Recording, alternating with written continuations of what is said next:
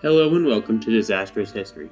My name is Anthony, and I am the host of this wonderful mess of a show that will attempt to chronicle some of the biggest and most interesting disasters, messes, and all-around screw-ups that have happened throughout the centuries. Welcome back to another episode of Disastrous History. This week we're going to cover an extremely interesting disaster, one that took the better part of 40 years to occur. Or, more accurately, was just a bunch of smaller disasters all smushed together into one continuous disaster. Today we're going to talk about the Rocky Flats weapons plant. This is going to be a bumpy and somewhat confusing ride, so buckle in. The Rocky Flats weapons plant was a nuclear weapon parts manufacturer located near Arvada, Colorado, about 20 miles northwest of Denver, Colorado proper. Before we get too far into this, we need to cover a short history of nuclear weapons. So, the first weapons project began in Britain and Canada at the beginning of World War II with a project known as the Tube Alloys Project. Sometime around 1942, the United States began to push ahead of what Britain could accomplish during the ongoing war effort, so basically all of the research was essentially kicked over to the US and the infamous Manhattan Project. On July 16, 1945, the US tested the first nuclear weapon in the desert north of Alamogordo, New Mexico. This test, codenamed Trinity, was a test of a plutonium implosion bomb nicknamed Gadget. And then, on August 6, 1945, the United States dropped the first nuclear weapon in history. It was a uranium-based bomb called Little Boy that detonated above the city of Hiroshima in Japan. 3 days later, on August 9, 1945, the United States dropped the second nuclear weapon in history, a plutonium-based bomb called Fat Man that detonated above the city of Nagasaki, Japan. To date, these are the only nuclear weapons dropped during wartime actions in the entire world. After World War II, the production of nuclear weapons in the United States really took off. Also around the world as well, with the Soviet Union getting very much involved in the creation of nuclear weapons. The United States passed the Atomic Energy Act of 1946, which determined that the U.S. production of nuclear weapon development would be under civilian, not military control. Harry Truman was very adamant that it would be civilian and not military control. This act also created the United States Atomic Energy Commission. The Atomic Energy Commission would be in charge of all nuclear facilities and manufacturing. And as per usual, with the United States government being in charge of things, they immediately delegated all that to whatever private companies they could. And so that is how the Dow Chemical Company was chosen by the AEC as having the required experience and material available to machine plutonium for new atomic weapons after the start of the Korean War. On January 23, 1951, instructions were given to start site inspections to find a place to manufacture and machine plutonium. This became known as Project Apple. The plant was announced in Denver on March 23, 1951, and seems to have taken the Denver area by surprise since it had been a secret project. It would cost an estimated $45 million in construction costs, and the statement put out by the AEC at the time said that the plant would handle radioactive material, but they would not be building atomic bombs there. Construction was completed in September of 1953, but operations had already begun by that point, and just for interest purpose later, the average wage of a worker at the Rocky Flats plant was $2.13 an hour. That's about $21.67 an hour today, or essentially a $45,000 salary. Remember that. It will be important later. The Rocky Flats plant's main objective was to manufacture and machine plutonium pits for atomic weapons. Basically, a plutonium pit is the trigger for a nuclear bomb. They would range in size from a grapefruit to about a soccer ball. So in order to properly talk about the various incidents that occurred at the Rocky Flats plant, we need to talk about how they manufactured and machined the pits. Work would be performed by workers in giant containers called a glove box. Essentially, it is a large glass box with multiple rubber gloves mounted to the sides that would keep the workers separated from radiation from the plutonium. At least they were supposed to. They would take old plutonium from retired warheads and purify it using nitric acid, hydrochloric acid, hydrogen fluoride, and a whole host of other chemicals. This work took place in two main buildings, Building 771 and Building 776. And one thing I'd like to point out before we really get into the full story here is that plutonium is pyrophoric, meaning it will spontaneously combust when exposed to air. Well, sometimes. Plutonium powder will essentially always spontaneously combust when exposed to air. Shavings may or may not. Solid ingots of plutonium will not. Basically, the reason for this is surface area to mass ratio. The higher the surface area compared to the mass, the more likely the plutonium is to spontaneously combust. This is the same idea as dust explosions. You don't toss a piece of wood in the air and try and light it on fire and it explodes. It's got a really low surface area, but if you take sawdust, toss that in the air, you have a whole bunch of surface area and plenty of oxygen, it will create an explosion. So you need a high surface area to mass ratio. So they have a low mass when it's a powder, but it has a high surface area because there's all of that powder exposed to the air. That is why powder spontaneously combusts and why sometimes shavings will spontaneously combust. Because shavings also have a high surface area with a low mass. They have a higher mass than powder, but not as high a mass as a solid ingot.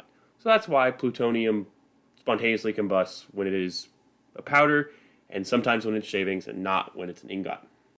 Now also, plutonium is, spoiler alert, radioactive. Now there are 3 types of radioactive decay or radiation. These 3 are alpha decay, beta decay, and gamma decay. Alpha decay can only go a short distance and cannot penetrate the outer layer of human skin. Beta decay can go through the outer layer of skin and cause problems. Gamma decay will run through you like Taco Bell on a Saturday night in a college town.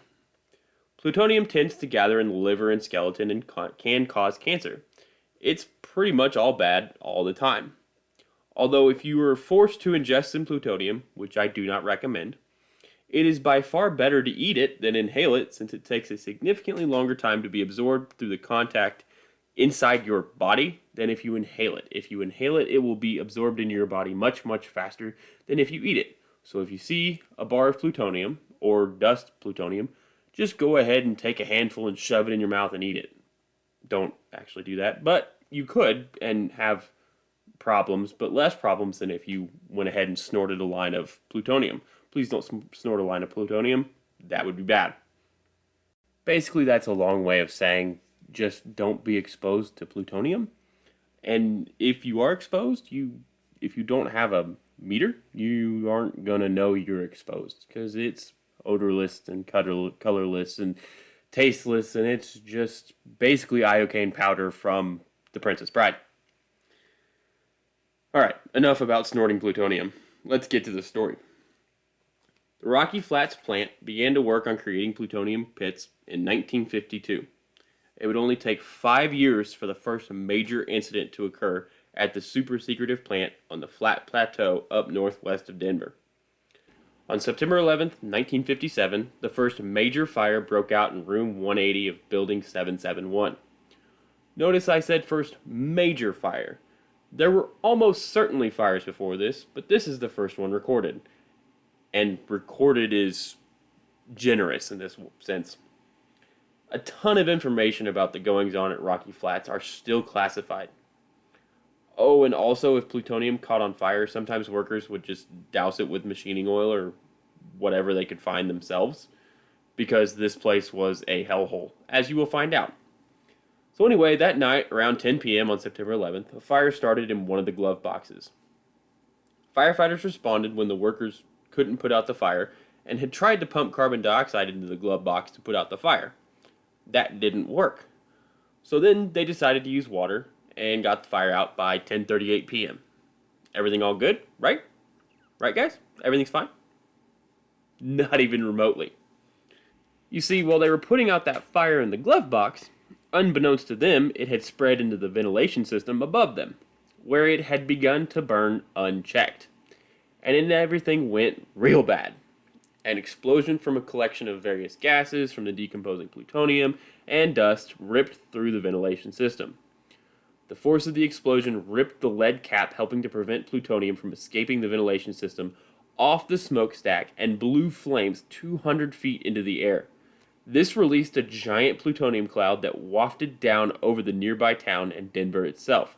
it would take another 12 hours to fully extinguish the fire. And that's basically all we know about this fire. You would think that this would make local news. The basically 5-year-old weapons manufacturing plant just north of town literally exploded last night. Totally headline newsworthy, right? Nah. This is the Cold War. Everything gets covered up. There was no evacuation. There was no warning. Dow Chemical and the AEC basically let a huge chunk of the population around Rocky Flats become irradiated by plutonium and said not a word. Testing afterwards, years afterwards, found plutonium 30 miles away in Denver. And one other thing. You remember how I said earlier that the explosion was caused by various gases and dusts? Well, that's not the only thing. When they were forced to use water to extinguish the fire, it's likely a criticality occurred, which is basically a nuclear chain reaction that releases certain fission products and releases those into the atmosphere as well. The telltale sign of a nuclear criticality is a blue flash. There are some firefighter reports that say there was a blue flash during the fire that night, but none of them have a name attached to them.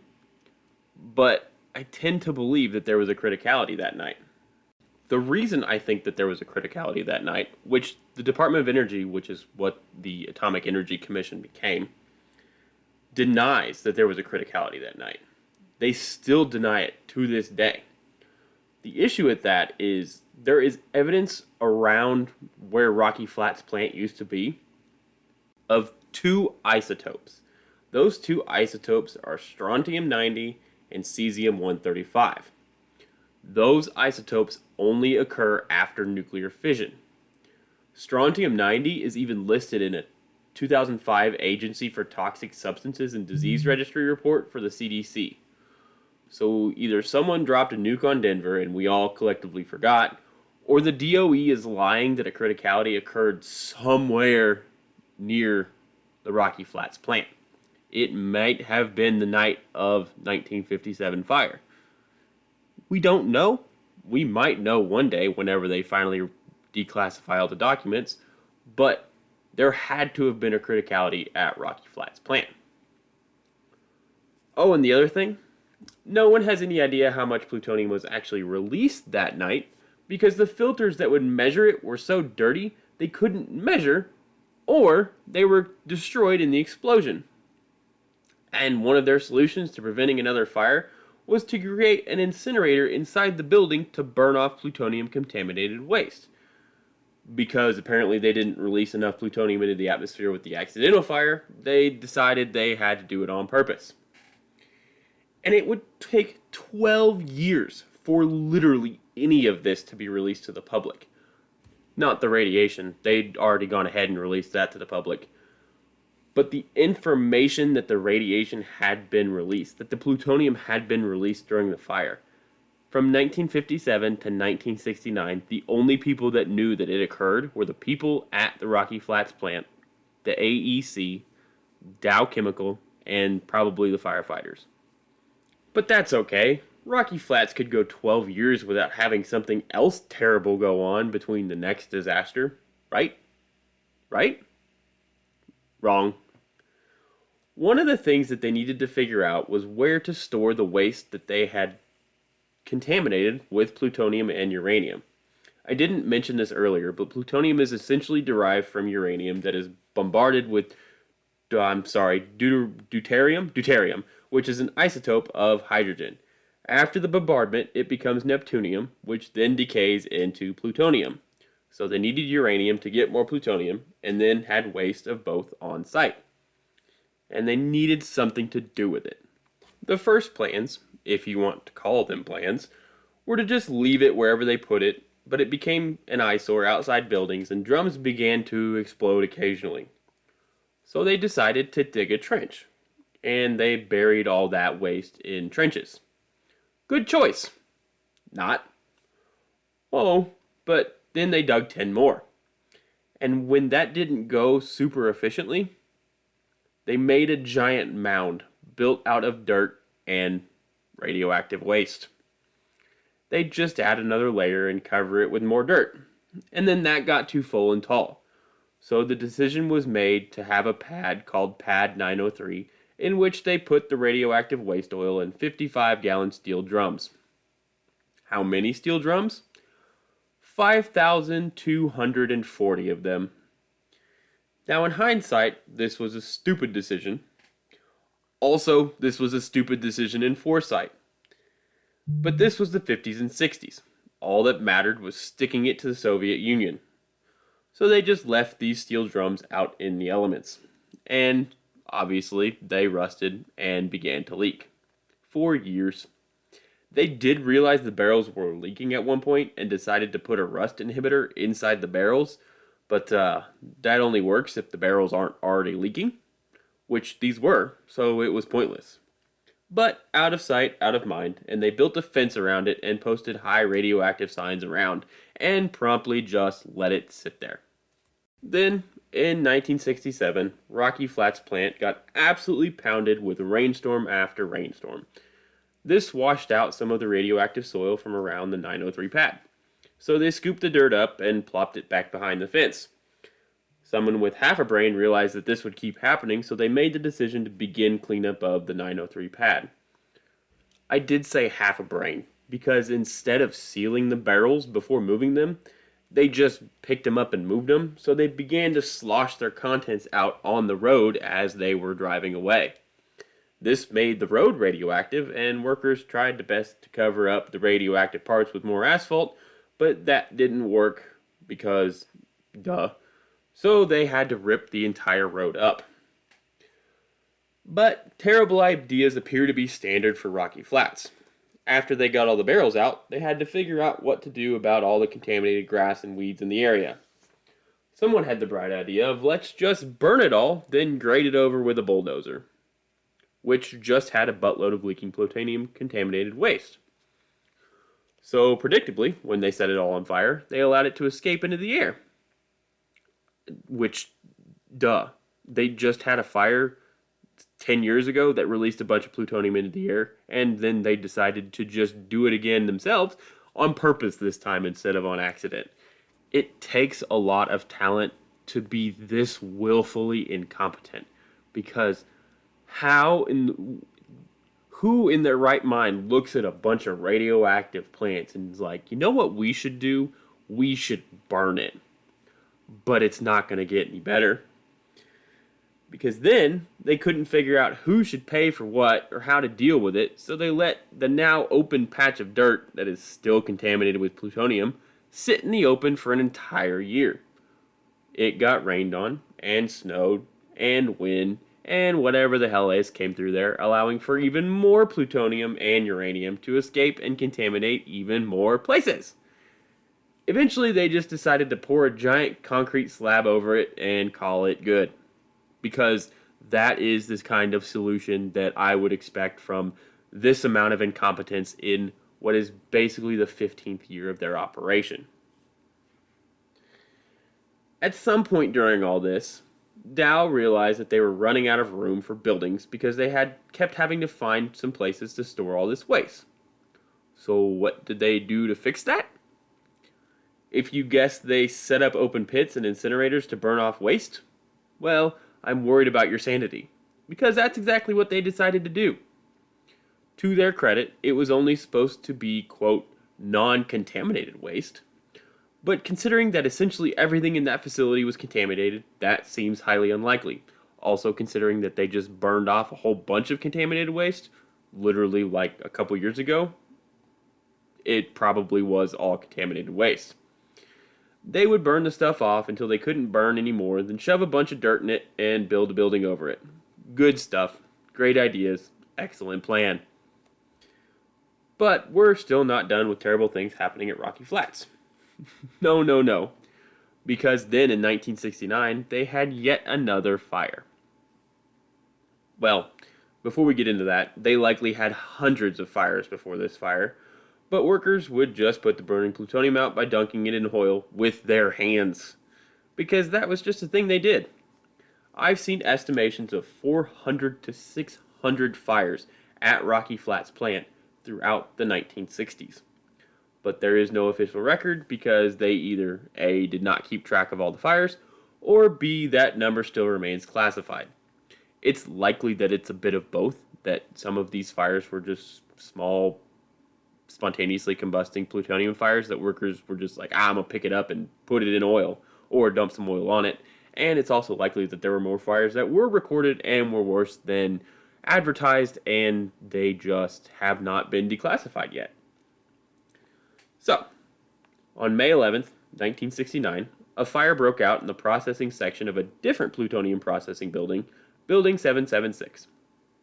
Although, again, it was inside a glove box. Rags with plutonium flecks on them spontaneously combusted. These rags began to burn and heat up inside of the glove box. Ventilation fans that were continuously running pulled heat and embers into a nearby glove box. This then ignited the plutonium in that glove box. At the time of this fire, there was over 7,000 pounds of plutonium in Building 776. The fire was not detected. There had been heat detectors installed in the glove boxes in case of a fire, but those were then uninstalled and stuck under the glove box, disconnected from everything, doing a whole lot of good. They were disconnected because they needed more room for processing plutonium, so they just decided we're going to take out the heat detectors and stick them somewhere so it seems like they're doing something, but we're not actually going to connect them to anything, because why would we connect heat detectors in a building that has had 400 to 600 fires in it? But anyway, the fire was allowed to progress unchecked, basically. Once it began to ignite the plastic windows and the plastic gloves on the glove boxes, it was all over. The inside of the glove boxes were kept at a lower pressure to help keep plutonium in the glove boxes. But when those windows burnt through, air rushed in, further providing ventilation to the fire and allowing it to spread even more. At 2:27 p.m., a working heat detector set off an alarm at the fire department. Fire Captain Wayne Jester and his crew of 3 firefighters arrived and found heavy smoke and flames within the west end of Building 776. They went inside with carbon dioxide extinguishers and went to work. Except the fire basically just laughed at them and kept on going. So Captain Jester had to make a choice. Use water or let the building burn unchecked and collapse on itself. Using water could cause a criticality which would most likely kill him and all of his crew. The building collapsing would release radiation unchecked all over Denver. He had been there for the 1957 fire when they used water. He knew the risks. He chose water. They sprayed any plastic burning they saw, and they did everything they could to avoid spraying the burning plutonium. This entire time, the power in the building was still on. The power that was still powering the ventilation fans that pulled air out and through filters to prevent plutonium from escaping. Those same fans were pulling the fire into the ventilation system. There it began to burn through the filters, but a stroke of something, at best I can tell dumb luck, saved the day from allowing the plutonium to begin just straight burning into the sky. And this is serious, this 100% happened. A firefighter backed his truck into a power pole and killed power to the plant, literally stopping the ventilation fans from pulling more heat into the system and preventing the rest of the filters from burning through and releasing plutonium into the air above Denver. Another event like 1957 was prevented because a firefighter did not look behind him long enough and he backed into a power pole. That is how close the United States was to yet another massive nuclear disaster. It is mind-blowing. But we're not done yet. And then they had another stroke of pure dumb luck. One firefighter, through ignorance of what would happen, tried to use his home stream to spray the spread out plutonium into one corner so he could extinguish all of it at once. You'll note that his captain had to make the tough choice of choosing water over carbon dioxide and had given out orders to spray everything but the plutonium, but this guy decided, nah, I'm going to spray it all, and I'm going to put it all in one corner where I'm going to spray it all together. Because we make good choices at Rocky Flats. There's something about this area that makes you decide, let's just do the dumbest possible thing. Fortunately for him, and everyone at the plant, He was unsuccessful because the ash from the burning plutonium was sticking the plutonium in its place. It has been said that if he had succeeded, it's likely all that plutonium would have triggered a criticality, probably killing everyone there. Eventually, the fire was successfully extinguished, and it became the costliest industrial accident in United States history at that time. Obviously, there are more costly industrial disasters now, but at the time it was the costliest. After the fire, fire investigators went in and were able to determine the area of origin and even the cause, the plutonium speckled rags, but lawyers for the AEC refused to allow them to put the cause in the report for fear that it would implicate certain individuals. Hell, Dow didn't even seem to care that the fire had happened. A spokesman for Dow basically said they didn't need any additional safety measures because, and I'm not kidding, there weren't any injuries, so that means that injuries can't happen. And the threat of a large-scale release of plutonium was unfounded because there wasn't a large-scale release of plutonium, which you'll remember was only prevented because one guy managed to back into the right power pole just in the nick of time. Basically, the United States nuclear safety was relying on one firefighter being an idiot, and that's basically the end of it, which, seems pretty on brand for the United States. But this fire wasn't able to be hidden from the public like the 1957 fire. It was in the middle of the afternoon. It was Mother's Day. People were out and about and they could see the smoke plume. It was in all the local papers. So some local scientists did some testing of soil near the plant. They predictably found plutonium. The plant then adamantly denied that they had a plutonium release during the 1969 fire, which then led to the discovery of the 1957 fire that did have a plutonium release. So that's just great. Can you imagine being that scientist that, hey, I found plutonium in this soil. We didn't have a plutonium release during this fire. What do you mean during this fire? Oh, we had plutonium released 12 years ago in a different fire. What different fire? It's not that big of a deal. Anyway, on July 1st, 1975, Dow Chemical stopped managing the plant and it was handed over to Rockwell International. Rockwell International did not do much better, environmental-wise, than Dow. Multiple land purchases were made around Rocky Flats to help create a buffer zone of contaminated land, but it would do no good. Weirdly, all throughout the late 70s and all of the 80s, things appeared to be running smoothly at the plant. They received several safety awards. Those were a lie. At the beginning of June 1989, the FBI informed the DOE and Rockwell that they wanted to have a briefing on a potential terrorist threat. Instead, what actually happened was 80 EPA and FBI agents raided the plant to search for evidence of criminal violations of environmental protections. And they found a lot. 3 DOE officials and 5 Rockwell employees were charged with environmental crimes. Rocky Flats had continued to use the plutonium incinerator I told you about earlier well into the nighttime after the incinerator had been closed for safety reasons, among several other environmental abuses like dumping radioactive wastewater outside in the ground. Rockwell would eventually plead guilty to 10 counts of hazardous waste and water violations. They paid an $18.5 million fine. The plant was also added to the Superfund cleanup list in 1989, and the DOE called it its most dangerous contamination site. In September of 1989, Rockwell stopped managing the Rocky Flats site, and it was transitioned to a company called EG&G. The plant stopped creating weapons parts in 1992 after George H.W. Bush stopped production of nuclear warheads for submarines, and the site transitioned to being cleaned up permanently. But we haven't finished yet, because I would really like to go over what it was like working at the Rocky Flats plant. So obviously things were bad in this plant, right?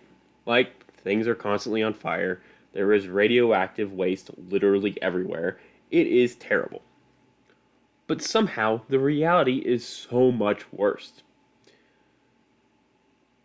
Before we get into the worker stories, let's just describe what had to happen for this cleanup.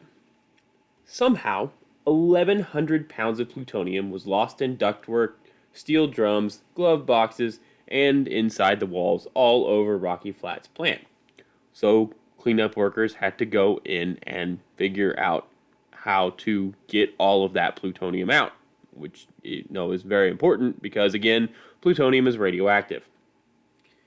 There were 13 rooms throughout Rocky Flats plant that when a Geiger counter was used to measure how radioactive they were, the Geiger counter literally would not read the measurement because it was too high. After the 1969 fire, the company couldn't get the ceiling clean enough of radioactivity, so they just made a false ceiling slightly lower to seal off the radioactive up above the false ceiling, which is some interesting choices. It sounds like something a toddler would do. Or not a toddler, more like a 7 or 8-year-old. My closet is dirty. How do I fix this? Let's cover it with a blanket so I don't have to see it anymore. Now I want to remind you that the workers at Rocky Flats plant earned about $45,000 a year. Please keep that number in mind while I tell you the rest of this, because it's just... let's just get into it. Obviously, to help machine plutonium, you need some pretty strong chemicals. Those chemicals would eat through basically everything. It ate through the glove boxes. It ate through the gloves on the glove boxes. It ate through the plumbing. Nowhere was safe. Everywhere was a potential contamination hazard. They would use tape to seal up holes, but then it would just eat through the tape, or they would tape plastic over the holes and then it would eat through that. If all of this sounds like a terrible plan, well, you would be correct, because taping over holes when you're using a buttload of hydrochloric acid is not going to work for long. Workers in the plant called the plutonium nitrate crap. If you were hit with contamination, you were crapped up.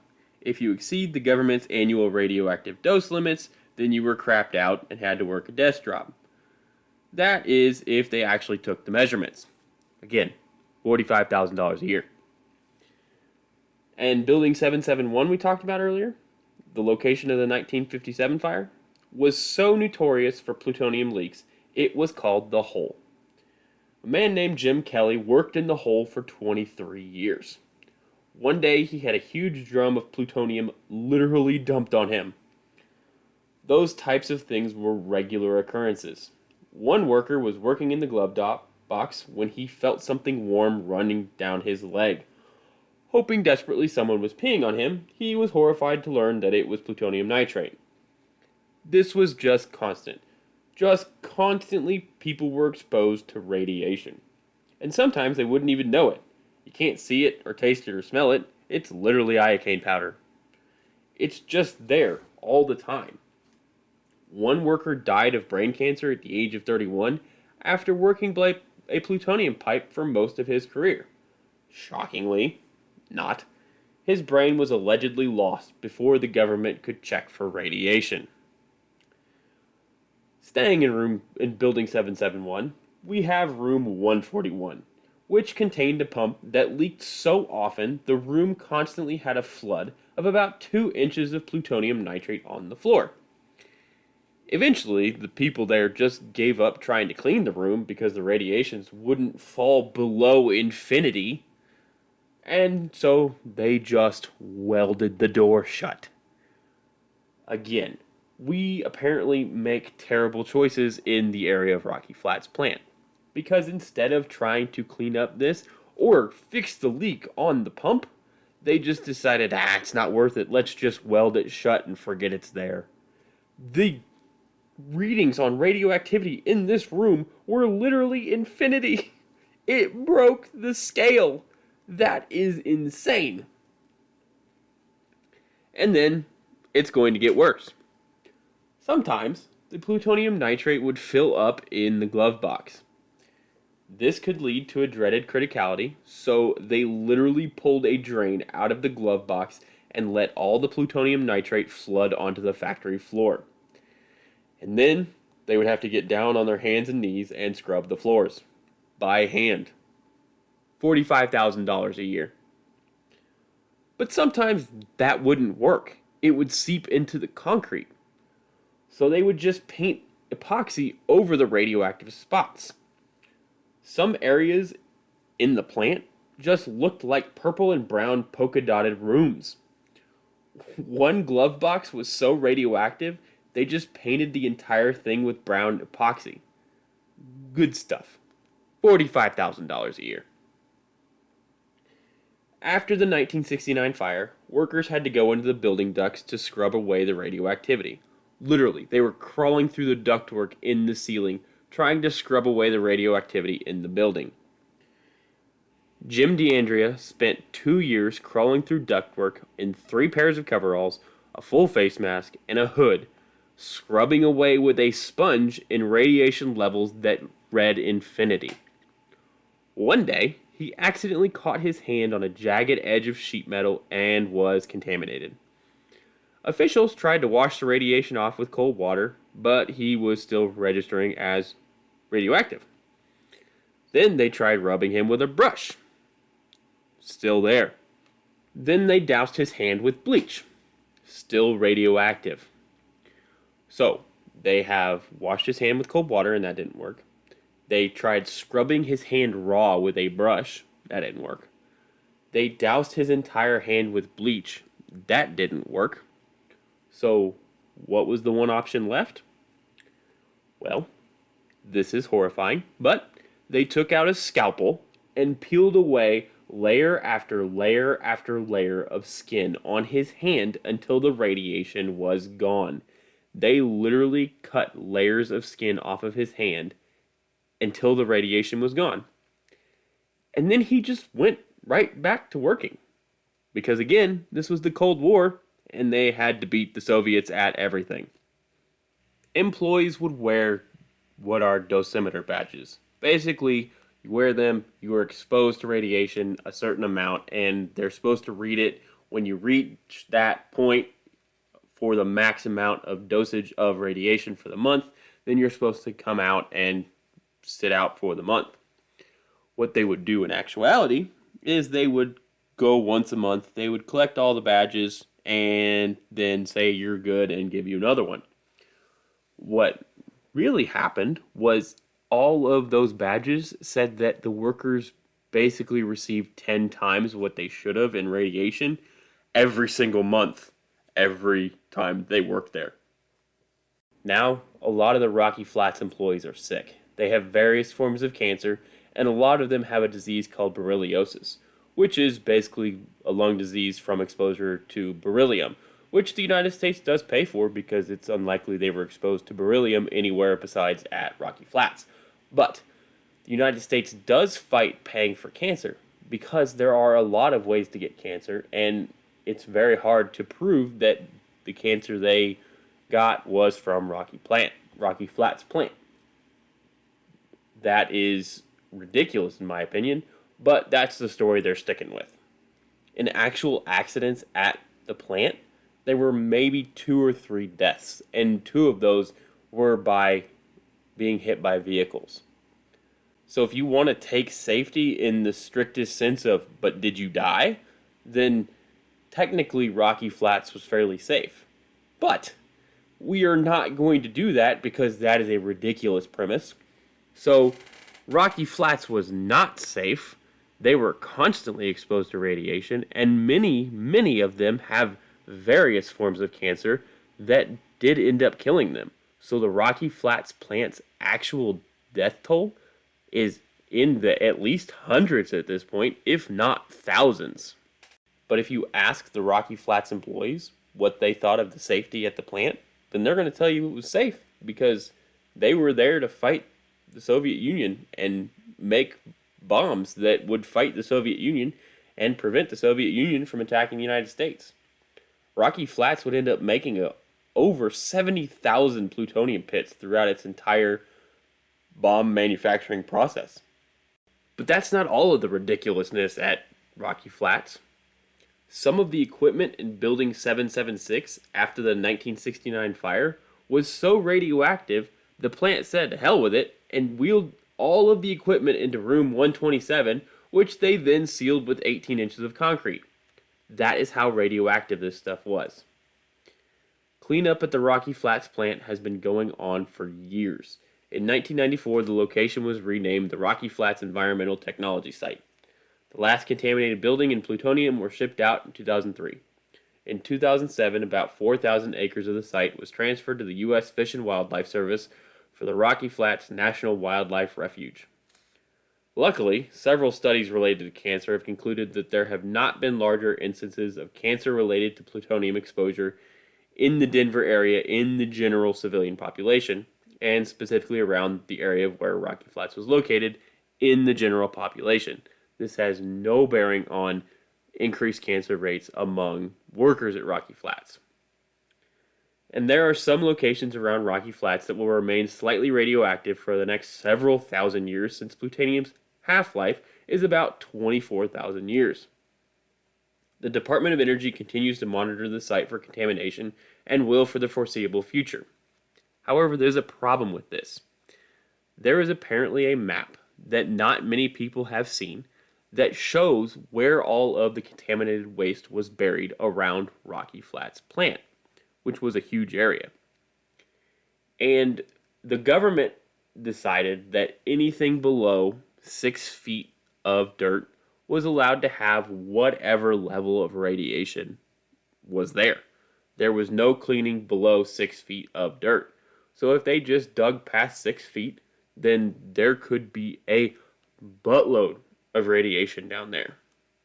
The Rocky Flats plant site is, well, the whole area is now being turned into subdivisions and parks and stuff like that, as well as the Rocky Flats Wildlife Refuge. It is said that the radiation levels are safe in the area. Whether or not that will remain true for the future as more development occurs in the area is up for debate, but allegedly the DOE is continuing to monitor the situation, and hopefully we don't have a radioactive disaster in the Rocky Flats plant area in the future. It's really hard to state how close the United States came to its own Chernobyl. If things had gotten slightly different in 1957 or 1969, we could have had a major catastrophe right outside a major metropolitan city.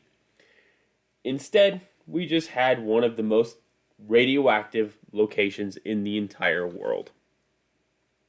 That brings us to the end of this week's episode. I hope you guys enjoyed it. Remember, you can always follow me on Twitter, Disastrous History, HSTRY, so Disastrous History without the vowels. You can also follow me on Instagram, Disastrous History, and you can follow me on TikTok, Disastrous History, where I do some videos of some shorter disasters and some fire-related videos and whatnot. So, remember, if you listen on Apple Podcasts, to rate and review the podcast and let me know how I'm doing. If you want to send me an email and let me know how I'm doing, it's disastroushistory@gmail.com. Real quick, I want to make a shout out to my friend Josh over at Obscure History. He is a fantastic history podcast that I think you guys would really enjoy. So go give him a listen and let him know how he's doing. I think you guys would really enjoy it. As always, stay safe and remember to check your smoke detector batteries.